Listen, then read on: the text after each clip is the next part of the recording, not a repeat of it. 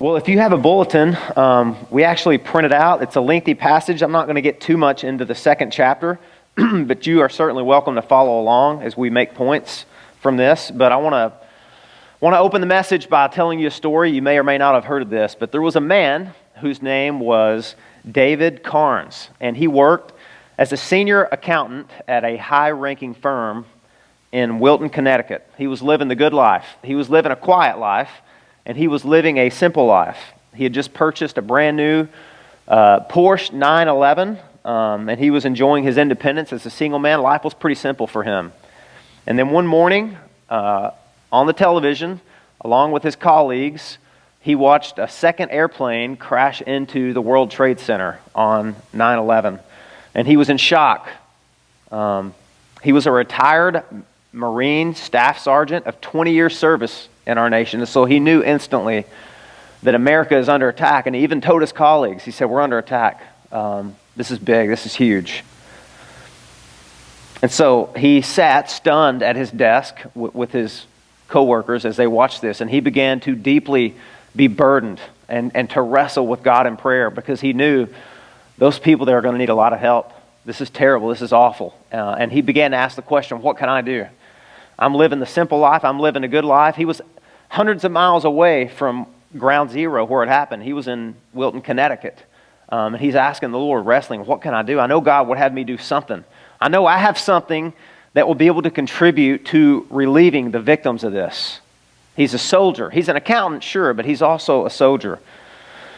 So he told his colleagues that he was going to be gone. He didn't know for how long. And he got in his Porsche, and he drove home, and he threw on a pair of camouflage fatigues that had hung pressed in his closet, because soldiers are prepared always, right? And then he picked up some equipment at a storage facility he had rented, because soldiers are always ready. And then he drove to his church, and he met with his pastor, and he prayed. He prayed, "Lord, use me. I know you want me." He felt this overwhelming compulsion. He needed to drive up to ground zero. God wanted him to be there. And he said, "Lord, please use me and help me to find some victims underneath that rubble. I know they're there." And so he put the top down on his Porsche, and he drove sometimes aggressive speeds up to 120 miles an hour. I don't know how wise that was.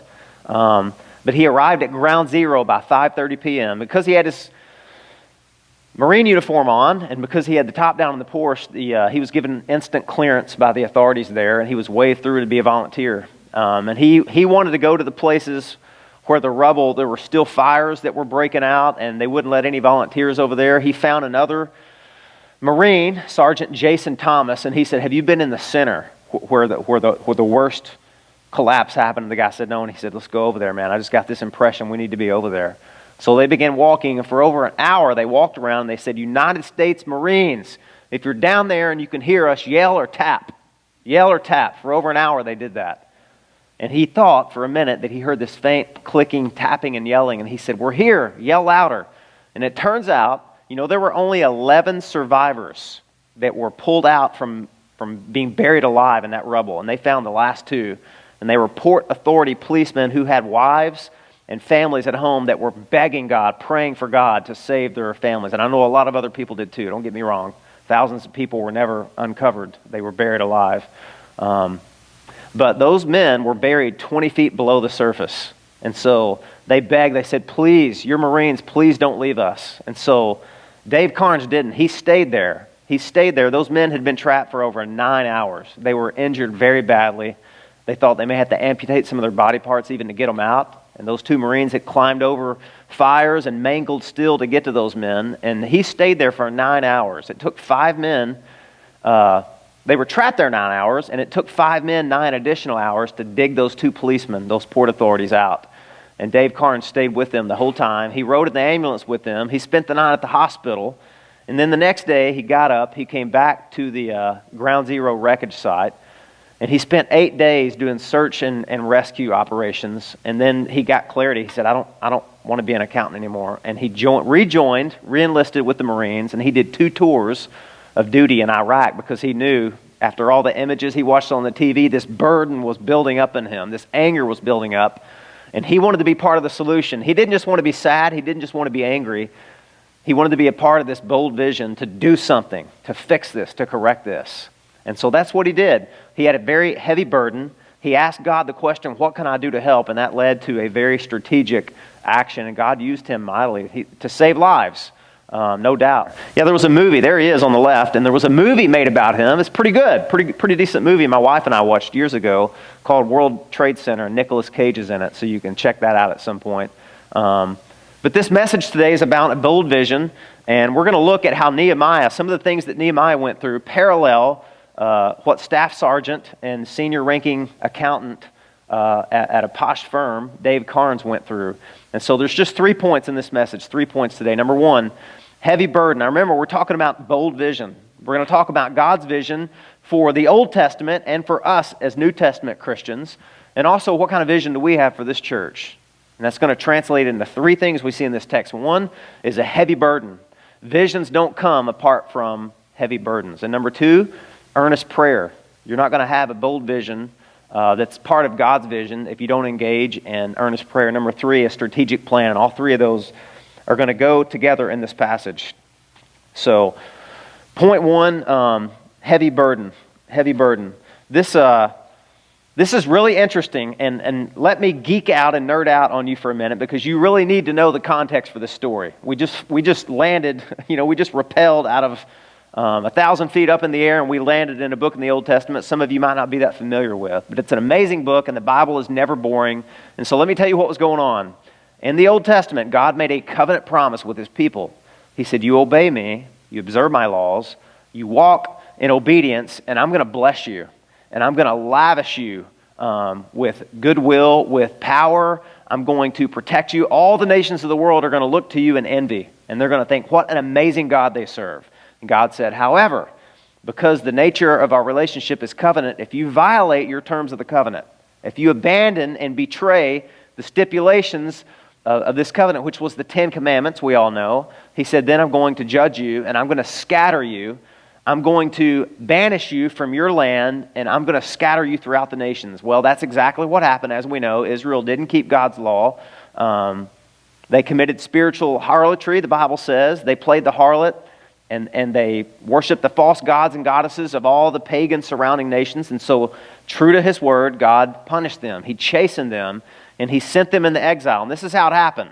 In 722 BC, the northern kingdom of Israel, whose capital was Samaria, the Assyrians came and ransacked them and dragged them off into exile. So the only kingdom left was the southern kingdom, the kingdom of Judah, whose capital was Jerusalem, the holy city.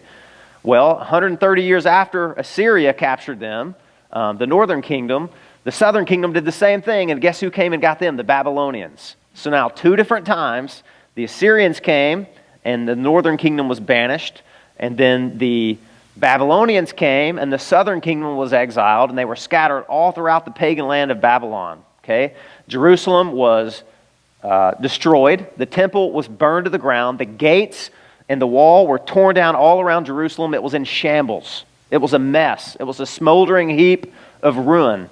And this was supposed to be God's holy city, where God placed his name, where his special presence had dwelt, where all the nations would look and say, look how amazing Israel is. Look how amazing God is. But because of their sin, there's just a smoldering rubble. God's people are in disrepute. The wall's broken down. They don't have a temple. They don't have a place of sacrifice, an altar. They don't have none of those things. Okay? And so this has been the story for over 70 years. And Nehemiah finds himself as one of the exiles. He's in a really strategic, advantageous situation. He is the cupbearer to the most powerful man on the planet. Because what happened eventually is the Babylonians conquered the Assyrians, right? They were the world power. But then the Persians came and they conquered the Babylonians. So now the Persians are the kings of the world, right? And there's a king named Artaxerxes. We just read about him. And he's the most powerful man on the face of the planet. And one of the exiled Jews, whose name was Nehemiah, is his servant. He's the cupbearer. Have you ever heard that word before? It's just a fancy word, and it means this. Nehemiah's job was to test all the king's food and drink to make sure it wasn't poisoned. How about that? How would you like that for a job, right? You would drink some of the best wine in the world, but if there was poison, that'd be your last gig, right? But that's what he did. And listen, to be in that position, you had to be so trusted The king had to be confident in both your loyalty and your skill to be able to detect poison, right? I guess you would die. That would be the ultimate skill. If it was poisonous, you'd get sick and die, right? But think about this. Nehemiah is in the palace. He's living the luxurious life. He really is. He's 800 miles away from everything going on in Jerusalem, and he's probably a happy guy. But all of that changes with point number 1, with this heavy burden. Check this out. I know she read this, but I want to reread just the very first part of this. Verse 1, now it happened in the month of Kislev in the 20th year, as I was in Susa the citadel, that Hananiah, one of my brothers, came with certain men from Judah, and I asked them concerning the Jews who escaped, who had survived the exile, and concerning Jerusalem. And they said to me, the remnant there, that means there's a small amount of people that survived the exile and are back in Jerusalem. They are there in the province who have survived the exile, and they're in great trouble and shame. The wall of Jerusalem is broken down, and its gates are destroyed by fire. Okay, full stop here. Hit the pause button. So check this out. Nehemiah is in a place of great privilege. He's in a place of, he's in a palace, living the life of a king. Hundreds of miles removed from the trouble, but yet he still cares. He cares enough to ask a question. How goes it in Jerusalem? How are God's people doing? How's the temple? How's the wall? How's the morale? How's the sacrifices going? He cared enough to ask a question. Listen, I want to tell you this, church. Bold visions come from very simple and strategic questions that we ask. Questions that we ask shape our destinies. They really do, and it shapes the destinies of our church. Because Nehemiah asked a simple question that led to a very heavy burden, that led to earnest prayer, that led to this incredibly strategic plan, that led ultimately to the city of God being rebuilt. All of that started from one little question. Questions matter. Questions will help you evaluate what's important to you, right? We ask questions as a church. One of the questions we ask is, how can we bring the gospel to bear in a very broken area in southwest Volusia County? Did you know that question led to this church being planted? We said, how can we bring the good news to Volusia? We're over here in Ormond. What can we do? Well, we can get 2 knuckleheads named Jeff and Tommy, and we can gather together a very small remnant of families who are willing to do something radical, and we can all move over and we can plant this church in this high school. Why? Because a lot of people are de-churched that live over there. That means they've been hurt by a church.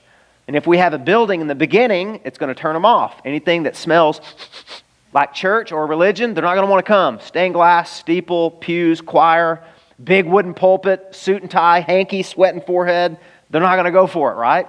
So we wanted to remove any obstacle that was not a biblical obstacle, wasn't a commandment in the Bible, and that's why we came here and planted this church almost 4 years ago in 2015 in January. It's a very small question. Here's a broken area. We have good news. We have the ability to help them. What can we do? And that led to God doing some amazing things, and He still is today, right?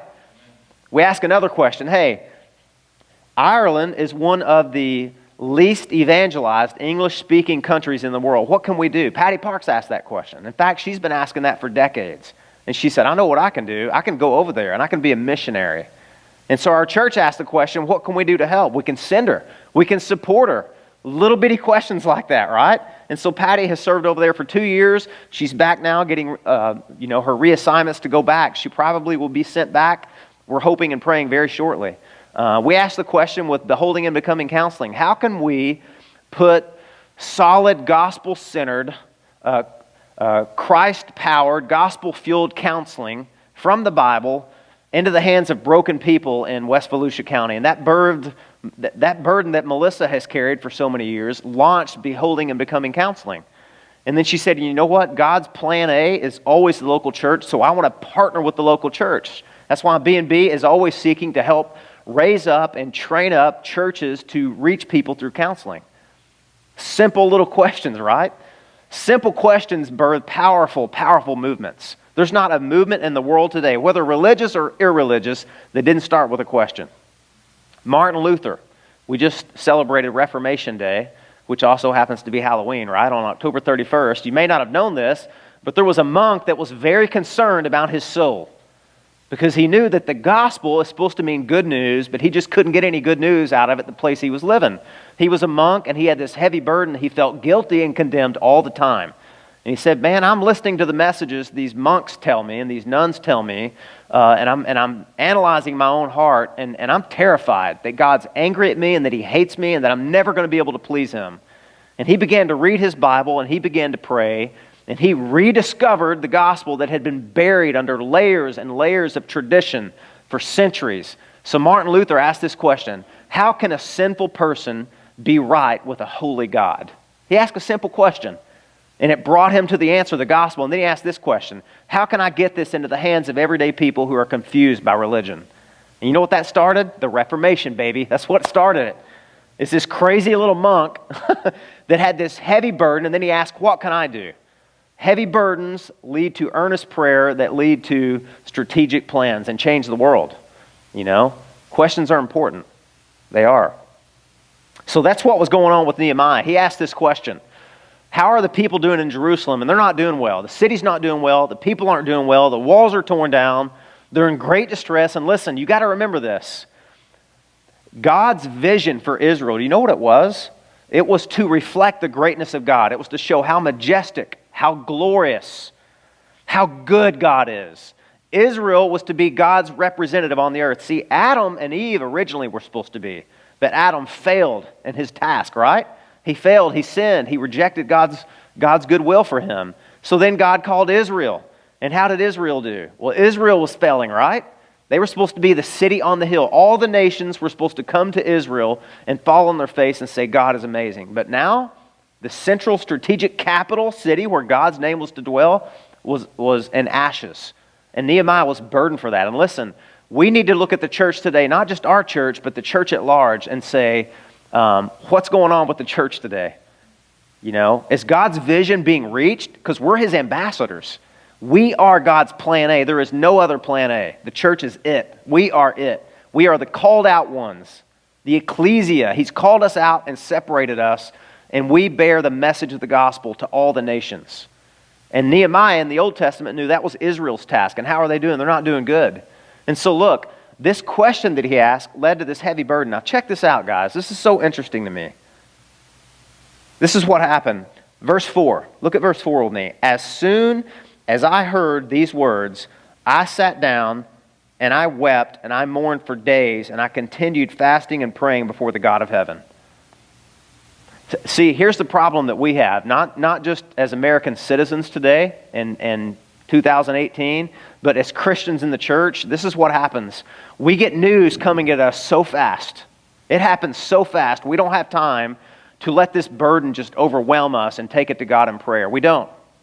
He heard this in Hebrew. You've heard, man, that floored me. Maybe this is where they get it. In Hebrew, he was floored.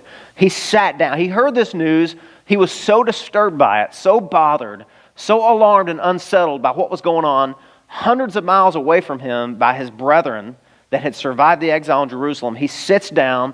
He probably tears his clothes, which was a Jewish sign of grieving and mourning, and he mourned and he wept for days. It says he wept. So often the things we cry about, they're just all about us. When was the last time we wept and mourned over something that had nothing to do with us? That's what's going on with him. He's in the palace. He's got it made. He's living the posh life, drinking the best wine, some of the most prestigious fellowship. He asked a simple question: how's it going with the church? Pretty much, okay, parallel. In Jerusalem, they said the church is torn down, bro. It's not there. All the enemies of God are blaspheming God. They're pointing the finger. Our people are shamefaced. They're being held in derision. There's no witness in the world, Nehemiah. There's no witness. Jerusalem is in ashes. He's floored. He sits down. He begins to weep. But see, when bad news hits us, we don't have time to process it. Because listen, you and I are conditioned today. We are conditioned. It's the cultural air we breathe to go from one thing to the next, to the next, to the next. I was telling my wife this morning, I said just the other day, just yesterday as a matter of fact, I'm looking at my news feed on my computer. And the first thing that comes is teenage boy in Florida strangles his mother to death after an argument they got in over a D grade that he got in school. That's in DeBerry, just so you know. That's local news. He choked his mom to death over an argument, over a bad grade, choked her to death. Very next headline. See, that's headline one, and I'm still processing this. Oh my word, that happened. A teenage kid got so angry at his mother, he wrapped his hands around her neck and killed her in her own bed at night. Thought she was dead, went to get a wheelbarrow. I'll spare you all the details, okay? I read that. I'm still processing this. I'm still like mourning for this family. What a nightmare. What are the ramifications for this? And the very next headline is, early voting in Tennessee triples because of what Taylor Swift did to encourage her constituents, or something to that effect. Now, I'm not making a comment politically. I'm just saying it wouldn't matter what it is. It wouldn't matter what the next headline is. They don't give us time to process that. We're getting a million things thrown at us at once. One may be a headline, and the next one may be a punchline, right? We don't have time to process. We don't have time to just sit and let bad news sometimes just settle in our hearts so we can really pray and say, God, this makes me very sad and this makes me very angry, but I know that there's a reason you brought this news to me. I know there's something you want me to do about this. You want me to be a part of the solution. You want me to wrestle with you like Dave Carnes did in his office that day. You want me to wrestle with you and say, Lord, use me. Use me to be a solution, to be a part of the fix, of the correction. But we don't. We're not conditioned that way. And listen, I'm part of the problem just like you probably are, because I let the culture condition me. We're scrolling all the time, scrolling. And you say, well, I'm not on Facebook. Well, good. That's probably a good thing. You're not. But it doesn't matter if you have a TV. The same thing. You may get a commercial that says 75% of Americans are obese, and the very next commercial is an ad for Arby's barbecue sandwich, okay? It does. No matter where you go, it's going to get you. You say, well, I don't have a TV. That's awesome. Do you have a car? Do you drive? You drive down the interstate? No lie. I was driving down 95. It's probably years ago. I saw a billboard on 95, and it said Powerball up to $1 million. And I was like, man, a half mile, which if you're going 70 or 80, happens really fast, right? Very next headline, it said a gambling addiction hotline. I'm not kidding you. This was in Florida on I-95. That's just a very tiny window into what's happening in our hearts. Because, listen, we're conditioned, guys. Our culture is shaping us, and it's not good. What we're seeing is not good. Because when God's wanting to use a church to do something, we're just so scatterbrained. Our emotions are so fickle and up and down and all awash. We don't have time to really process and be heavily burdened like Nehemiah did. He sat down. He was burdened. This weighed on him heavily. And it all started with this little question that he asked that led to this burden. That happens in social media all the time. He was broken when he heard this news. He was sad. And listen, that's good. It's a good thing. It's a good thing to let some sad news wash over you. A.W. Tozer said this. He said, it is very unlikely whether God will use a man or a woman greatly until he hurts them deeply. See, Nehemiah was hurt by this news. He was broken by this news. And he was burdened by this news. Do we weep? This is my question. Are we weeping? Are there things that are breaking God's heart that are breaking our hearts too? What are the things that we're weeping about? What are the things we're asking questions about? That says a lot about where our heart is at. There's things that I look around in the culture, and even in Central Florida, and it just breaks my heart to see it. It breaks my heart to see the brokenness of this area, the addictions and the enslavements and families that are just crumbling. And I see the same statistics that you do. And it breaks our heart, and we want to weep, and we want to ask God, what do you want us to do about this? What do you want us to do about this? You know, hunger and poverty are serious. Those are serious things here. And that's why as a church, we're asking the question, Lord, what can we do to help feed the hungry around here? That's why Diane has helped us partner with the Community Life Center. Because some churches you're a part of, they have a gazillion ministries. They're like the guy with the spinning plate. You ever seen that act at the circus? He's got the spinning plate, and he does this spinning plate, and then this spinning plate, and the church is keeping all these. I've never wanted to be a church that had 1,000 or even 100 ministries. I wanted to be a church that recognizes organizations in the community that are already meeting legitimate needs in a way that honors God, and just partner with them if we can. You know how we bring food here and ship it over to the Community Life Center? Because they're doing it really well over there. And we don't have to create our own food pantry here. We couldn't anyway. We're in high school. We meet here 3 hours a week. So we're asking questions like that. How can we help feed the hungry? Our hearts are broken over the poverty here and the people that you see begging. What can we do? We're asking other questions like, okay, the pregnancy, surprise unwanted pregnancies on the rise, always on the rise. What can we do? And this may be another sermon, but just consider this. What a lot of people want to do is get really angry and boycott and picket. And I understand there's a time and there's a place for that. I'm sure that there are. Maybe abortion clinics and the doctors and all of that. There's some other Christians that say, you know what? I want to be a part of the solution. What about these moms that are really on the fence? Like, you know what? I could keep the baby, I guess, if I had help. If somebody could support me, I could have the baby. I could put it up for adoption. I could let somebody foster care. Or maybe if there was a center that could sit down and provide sound, wise counseling to people who are about to have a baby that didn't want to, didn't expect to. Well, it turns out there is a center. It's the Pregnancy Crisis Center about 100 yards from this building, and that's why we partner with them, because they're already doing it really well, and we believe in the work that they're doing. And those are just little tiny examples, hopefully, that share with you a little bit of our vision. We want to reach this community, and we want to help this community, and God's giving us ways that we can, some of which are already in existence, that we can just support.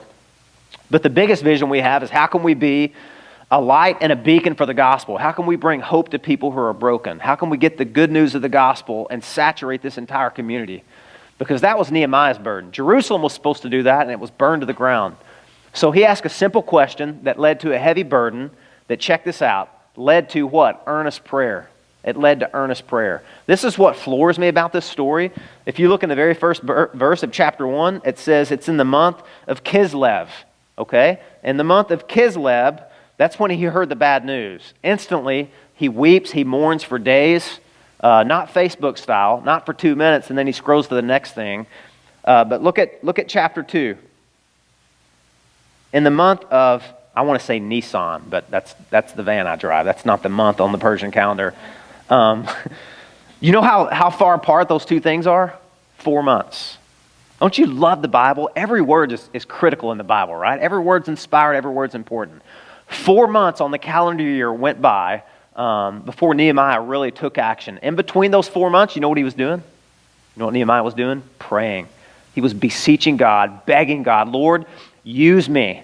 This makes me sad. This makes me angry. Here I am. I'm a cupbearer. Is this what you called me to do, God? Am I supposed to stay in this palace the rest of my life, living the simple good life, while all my brothers and sisters are languishing in Jerusalem? I'm sitting here and I'm the advisor to the most powerful and important man on the face of the planet right now, but he's a pagan. He doesn't believe your promises. He doesn't respect you. Lord, use me. Do something. And this is what he did. He began to pray. Look at verses 5 through 11. I just want to read this. Listen to this prayer. Listen to this prayer. This is a great pattern prayer, just like the prayers you'll read of Daniel and of Moses. Listen to how he takes ownership for what's going on with his people. Check it out.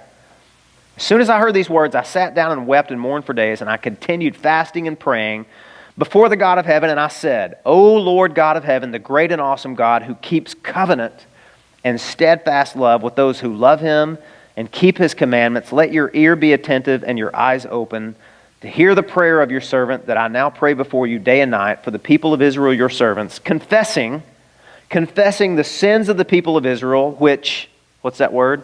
We have sinned against you. Even I and my father's house have sinned. We have acted very corruptly against you and have not kept the commandments, the statutes, and the rules that you commanded your servant Moses. See, the first thing he does is he goes to covenant. He talks about you're a covenant making, you're a covenant keeping God. And he says, but we are a covenant breaking people. And we've acted corruptly, we've acted unjustly, we're all to blame. All of us share some of the blame. And Lord, you are perfectly just and righteous in everything you've done.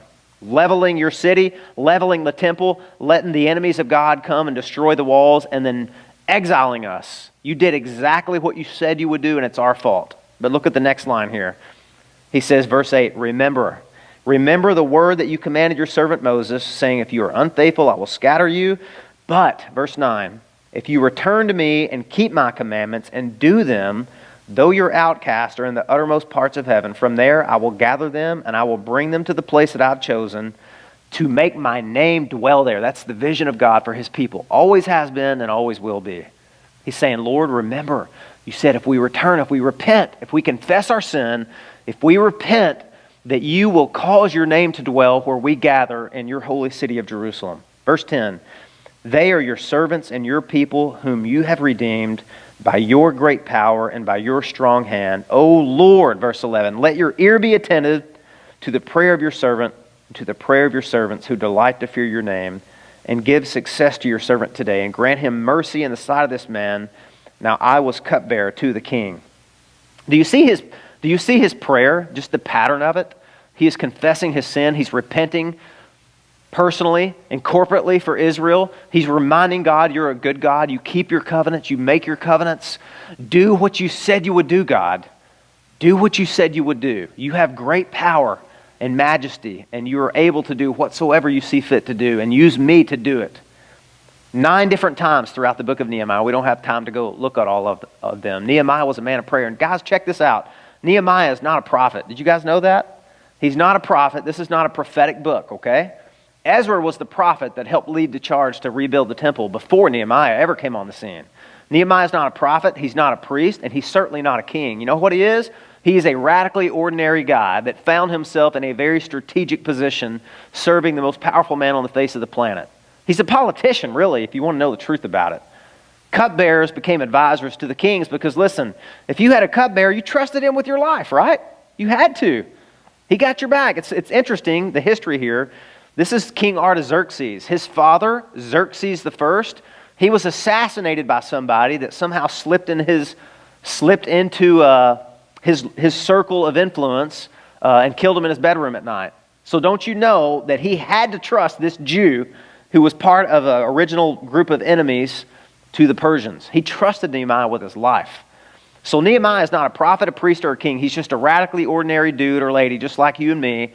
And he's heavily burdened. He asks a simple question, and he's praying to God, use me, Lord. It's one thing to be angry about something you see. It's one thing to vent your spleen and to register your complaint. It's something entirely different to say, Lord, use me to be a part of the solution. This is what's interesting to me. Nehemiah could have said, Lord, have this king send in armies, have this king send in a building crew, a construction crew. It could have happened easily. Artaxerxes had all the resources anybody could ever need, but he says, Lord, use me, send me, like somebody else that we remember. Isaiah, here I am, send me. He's praying that God would use him. This is earnest, heart-searching prayer.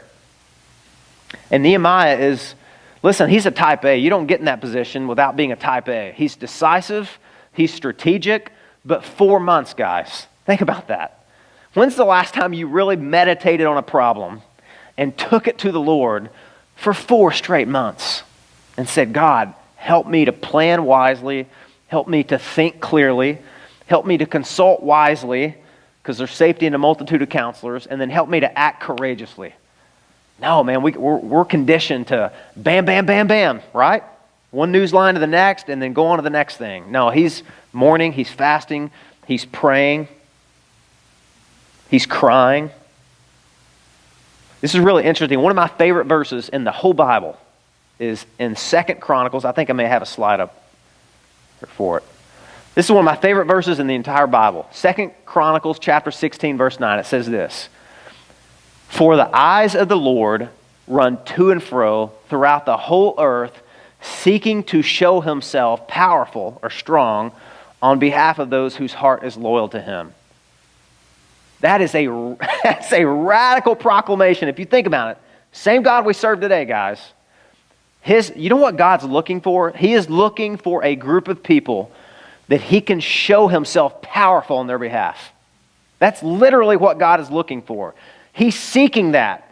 His eyes go through, in Hebrew, the idea there is quickly. He's searching fervently. He wants to find people whose hearts are loyal toward him so he can show them, this is how big of a God I am. This is how powerful I am. This is how mighty I am. Part of that verse used to bother me because it says, whose heart is loyal. Well, who has a loyal heart? If God's looking for loyal people to show himself strong, I'm never going to see his strength because I'm flawed. I'm deeply flawed and I'm a sinful human being. But listen, that's not exactly what that verse, the thrust of that text. You know what that passage is saying? Talking about loyalty and prayer. People that are looking to God, trusting in God, and asking God for help. Those are the people that are begging him, show us your power. Show us your power. And God's on board with that. That's our vision for God to show himself powerfully on our behalf. That just happens to be his vision too. That's good news, isn't it? God wants to show himself powerful in your life, in my life, and in the life of this church. And that's what Nehemiah was praying earnestly about for 4 months. And you'll see, if you know this book, God answered that prayer in a radical way. In a radical way, he did. He was praying expectantly. William Carey is the father of what we would call the modern day mission movement. And he had this saying, he would say this: ask great things from God. No, let me say it this way. He said, attempt great things for God and expect great things from God. Say it one more time. Attempt great things for God and expect great things from God. That's what William Carey did, which is what Nehemiah was doing. Nehemiah was praying, and he was strategizing. This is really astonishing. He says, give me, look at the very end of his prayer here. Verse 11, and this is going to transition into the next point, okay? O Lord, let your ear be attentive to the prayer of your servant and to the prayer of your servants who delight to fear your name, and give success to your servant today, and grant him mercy in the sight of this man. Now I was cupbearer to the king. Man, this is so amazing, guys. The last part of this prayer, he's if you're the reader and you don't know this story, you're just like, who's this Nehemiah guy? And what's he doing? He says, by the way, I'm the cupbearer to the king, and I need God to grant me success because I'm about to ask this king something really radical that no cupbearer really has any business asking a pagan king. I'm going to do it. I'm going to go for it. God, please give me success. I love the way he frames this prayer. And by the way, this is the last point, a strategic plan. Look at the way he frames his prayer. Give success to your servant and grant him mercy in the sight of this man. Don't you love that? This man. Who is this? This is Artaxerxes. The Persians worshipped him as a god. He was a deity, the most powerful man on the face of the planet. And Nehemiah is praying to the King of Kings, and he says, help me with this piece of clay that you created that happens to sit on a throne of the most powerful empire the world has ever seen, and has conquered your people, and has conquered the Babylonians who conquered your people, and has conquered the Assyrians who conquered your people. He's just a man. He's just made out of dirt. But he's a powerful man, and he can make things happen. So I'm going to you. That's so interesting to me that Nehemiah goes to the King of Kings before he goes to the human king made out of clay, right? The Plato figure. He's strategizing. For 4 months he's been praying. And I know so often Christians, maybe we're good at praying, but it never goes beyond that. That prayer never turns into planning and to strategy and to action. Nehemiah's doing both. He's thinking very strategically, how can I be a part of the solution for rebuilding this wall around Jerusalem? He's thinking down to the brass tacks, like what materials do I need? You're going to see this in a minute. In fact, let's read this. This is part 2 here. In the month of Nisan, in the month of Nisan, in the 20th year of King Artaxerxes, when wine was before him, man, I could say so much about this. Why did he wait until wine was before the king? Well, because the king had a buzz and he'd be, no, that's not it. What he's saying here is, the king would remember how important you are to him, how trusted you are to him every time you sample his wine and you say, it's good, I survived. He's like, you know what? I need to keep this guy around. He's valuable, right? So not only is Nehemiah bold, but he's wise. He's a careful thinker, isn't he? I took up wine and gave it to the king. Now I had never been sad in his presence. Just stop right there for a minute. If you were in exile and you were serving the pagan king who was responsible for your exile, you think you'd have a stiff bottom lip when you were serving him? You'd be angry. You'd go on Facebook rants and put pictures on your Instagram poking fun at the Persian king. You probably would. Nehemiah? Never before, ever, had he been sad in the presence of the king. One, because you could die, right? You could forfeit your life. If you read the story of Joseph, the butler and the baker in the story of Joseph were kicked in prison for having bad attitudes. One of them got his head cut off. I had never been sad in his presence. And the king said to me, why is your face sad, seeing you are not sick? This is nothing but sadness of heart. Then, verse 2, I was very much afraid. He was afraid here. That word means I'm petrified. I'm shaking. What's going on? Oh, he's about to do something radical here. Don't you love this, the suspense? He's about to do something. Why is he afraid? Well, several reasons. Number one, If you're sad in the presence of the king and you represent bad news, the king can execute you, right? But secondly, what he's about to ask Artaxerxes to do is to actually reverse a law that had already been put in place. You can read about it in Ezra chapter 4, verses 7 through 9. See, Artaxerxes had shut down. He had already shut down about 12, 13 years earlier the rebuilding of the wall because it was a threat to his kingdom. Somebody had reported it was going on unauthorized, and he shut it down. So the law of the Medes and the Persians, the nature of those laws, you didn't overturn them. Nehemiah knew, I'm about to ask this king to turn over a law that he had set in place decades ago. And he's afraid, he's shaking. So what's he do? Then I was very much afraid. I said to the king, let the king live forever. Why should not my face be sad when the city, the place of my father's lives, lies in ruins and its gates have been destroyed by fire? Then the king said to me, what are you requesting? Man, don't you love this? And he starts fumbling around. Well, I don't know. Let me think about it. You know, I didn't think God would answer my prayer actually. So let me go out and write up a proposal. That's not Nehemiah. Nehemiah had been thinking about this for a long time. He knew exactly what he would need. But check this out. Don't you love this? He's in the presence of the most powerful man on the face of the planet. And this king has just asked him, open invitation, what do you need from me? That would be like a billionaire saying, hey, TommyClayton, what do you and GraceLife Church want? Well, I thought you'd never ask. But what does he do? Before he answers, what does he do? Look, he prays. Oh, I love this, man. So I prayed to the God of heaven, and I said to the king, well, where's this prayer? Well, this is just one of those SOS prayers, you know? He just fires it off into heaven. Lord, please, guide my tongue, help me.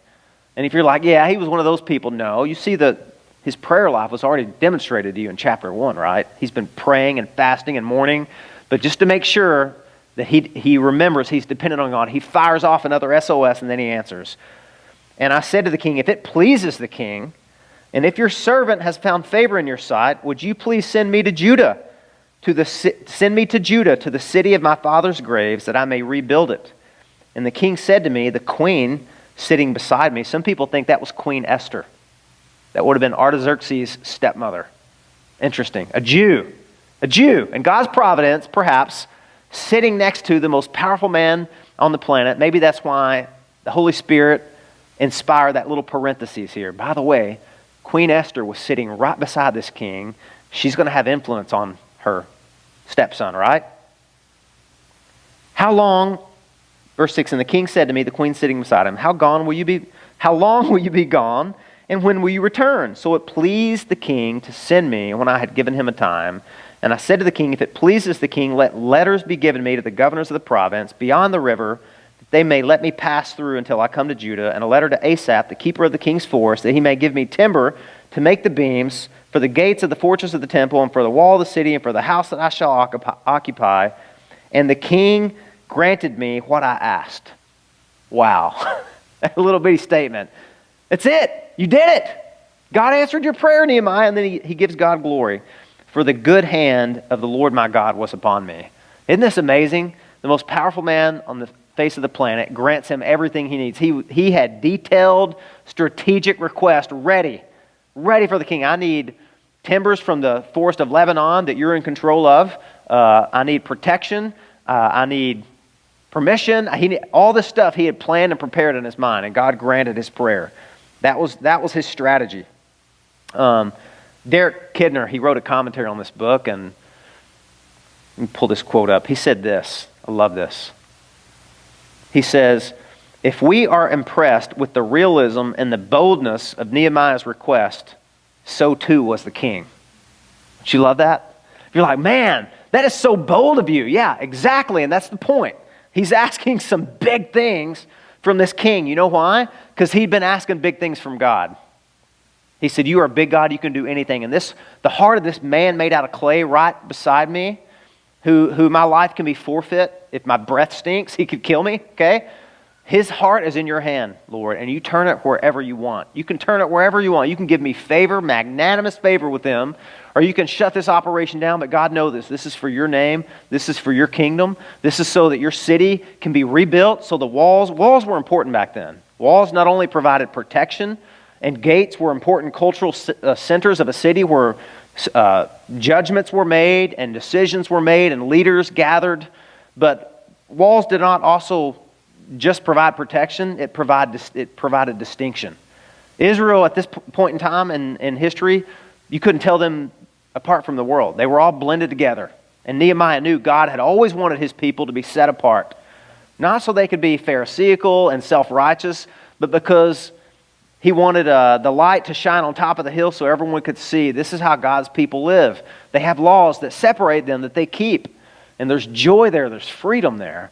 And that was his burden. So he says, if we were impressed with the realism and the boldness of these requests, so too was the king. So you say, well, why are we talking about Nehemiah and what's this got to do with our vision? Because look, when churches start talking about the future, they usually start talking about mission and they usually start talking about strategy. Mission and strategy are important, guys. They are. But those are only questions that answer the what and the how. Okay? What are we hoping to do? And how are we going to do it? That's mission and that's vision. There's a deeper question that's more important that we as a church really need to start asking ourselves, and it's why. It's not the what and it's not the how, because listen, people argue over that. Pastors disagree over that. Congregations split over the what and the how. What unites people and what's more important and deeper is the why. The why reunites everybody. And so our church is thinking about the future.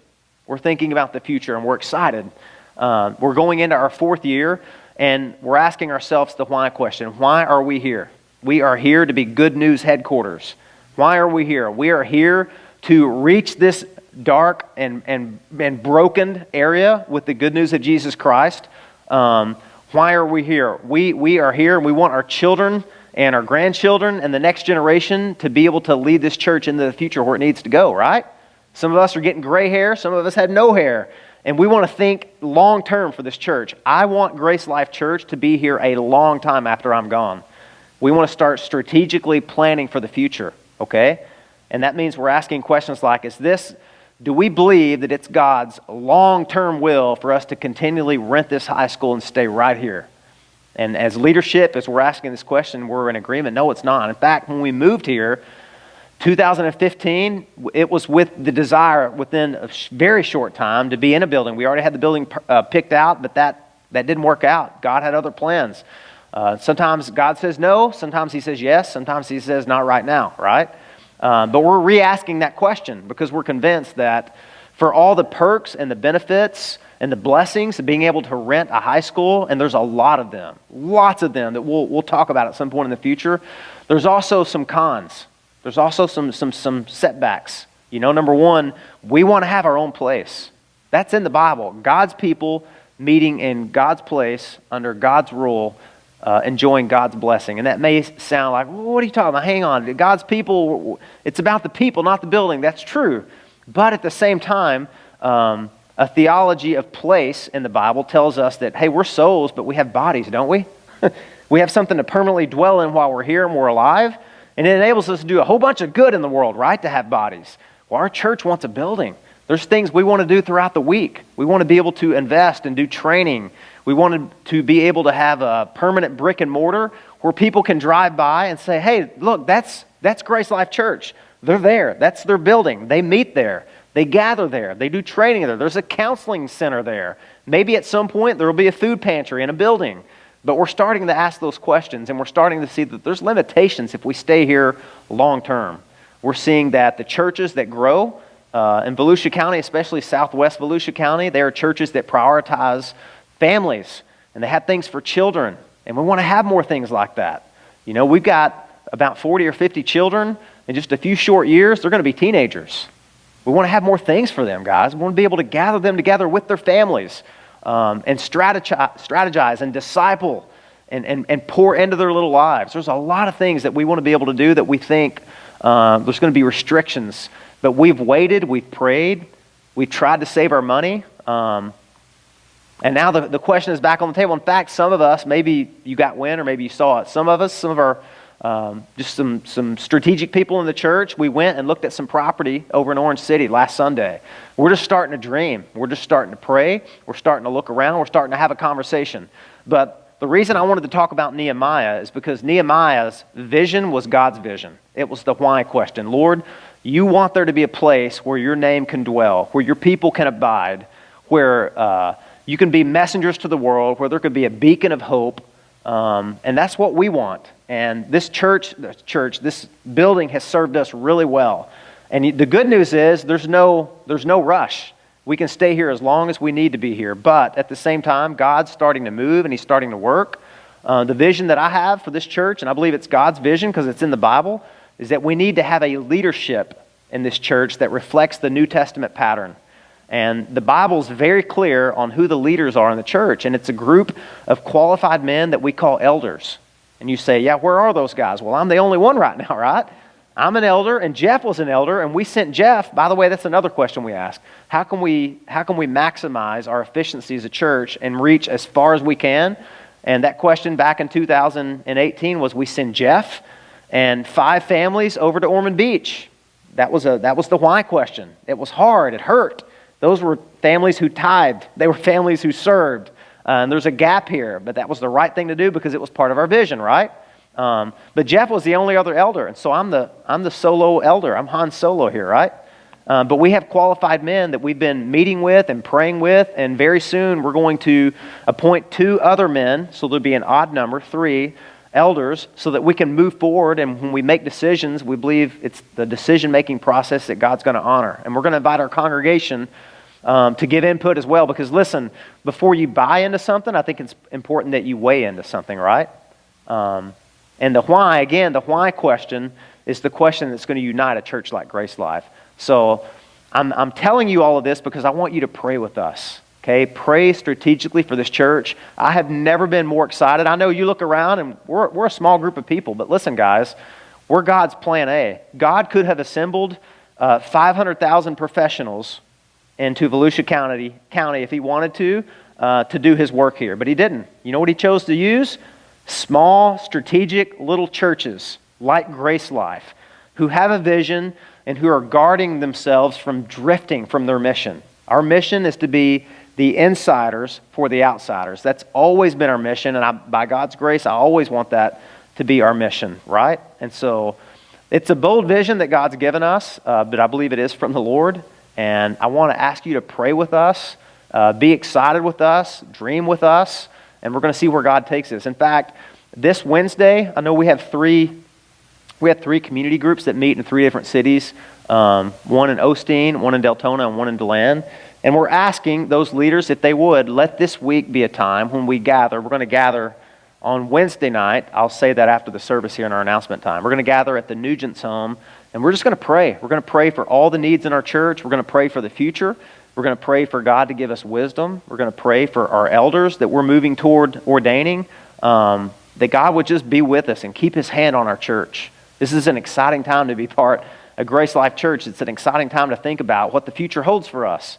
And I believe God has blessed us, and I believe He wants to continue to bless us. And I'm excited to be the pastor. Nehemiah, let me close with this, okay? And then we're going to move into our Lord's Supper.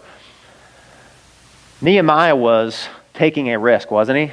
He could have been executed for approaching the king and asking that bold request. He risked his life. But listen, somebody else didn't just risk their life, they gave their life. Jesus gave His life. He didn't just risk it, He gave it for us. And the walls, think of this, those walls that Nehemiah went to rebuild, and he did. He rebuilt, we'll return to this later at another time, and maybe do a series in Nehemiah when we maybe get to a place where we're ready to go to a building. We all have to work. That'd be a great book to go through, right? To unite everybody. But Nehemiah was a part of an amazing building project that broke records. I think within 43 or something odd days, they built that wall. All the enemies, there was opposition without, there was opposition within, but he did it. And those very walls God would use to keep a city, Jerusalem, protected from outside pagan influences, for families to be able to move there and raise up lineage after lineage, bloodline after bloodline, and finally the Messiah would be born to a Jewish family because the bloodline had been protected in Jerusalem. And that young man named Jesus Christ grew up, and one day he rode a donkey into that city to the shouts of, Hosanna God, save us. And within 2 or 3 days' time, he turned around and he carried a cross outside those same walls that Nehemiah built. He went outside the walls to the jeers of a crowd that was saying, "Crucify him." Days earlier, they were saying, "Hosanna, God, save us, save us." And 3 days later, they were saying, "Crucify him." He drug a cross outside those city walls, and he hung between two thieves, and he gave his life for you and for me. That's what Jesus did. That's the greatest and the most bold vision that God had, was to send his son to die for sinners like us.